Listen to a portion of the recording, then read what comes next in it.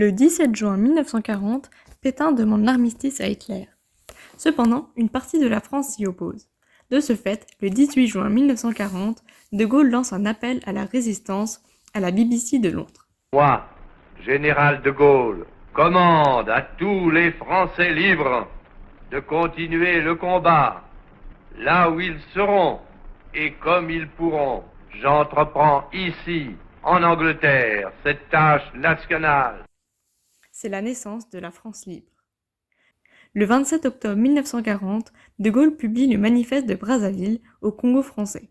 Il s'agit, comme son nom l'indique, d'un manifeste qui dresse un portrait sombre de l'état catastrophique de la France, qui renforce l'appel à la résistance et qui détaille ses objectifs. Nous y reviendrons. Pendant ce temps, en métropole, émergent des journaux clandestins qui distribuent des tracts, comme par exemple le tract Nous voulons, daté du printemps 1942, signé du mouvement de résistance et de Charles de Gaulle. C'est un extrait d'une déclaration de Gaulle parue dans les journaux clandestins comme Libération, Le Populaire ou La Voix du Nord, dont certains existent encore aujourd'hui. Le but de ce tract est d'informer la population des buts et des moyens de la résistance.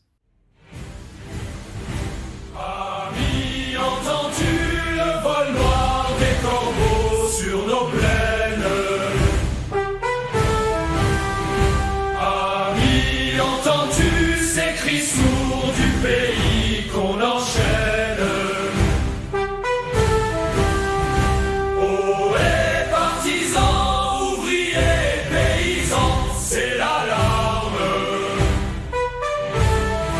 Ici, chacun sait ce qu'il veut, ce qu'il fait quand il passe. Ami, si tu tombes, un ami sort de l'ombre à ta place. Demain, du sang noir séchera au grand soleil sur les routes. Sifflez, compagnons, dans la nuit, la liberté nous écoute.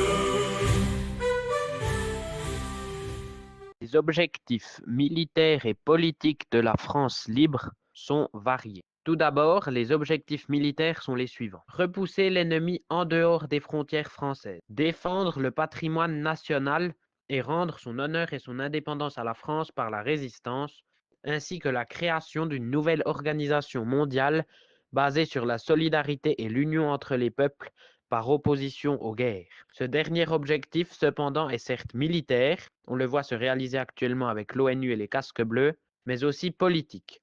C'est un changement de la façon de voir les choses à l'échelle mondiale. Les objectifs politiques, quant à eux, sont tout d'abord de délégitimer le régime de Vichy, puis de restaurer les idéaux des Lumières et rendre la souveraineté politique au peuple. La France est le premier pays belligérant en Europe continentale à procéder à des élections générales. Le gouvernement provisoire, dès avril 1944, avait décidé que cette consultation devait avoir lieu 1 an au plus après la libération du territoire. Donc revenir à la démocratie, inclure les femmes dans la vie politique en leur donnant le droit de vote, elles ne l'ont eu qu'en 1945, il était temps d'y penser.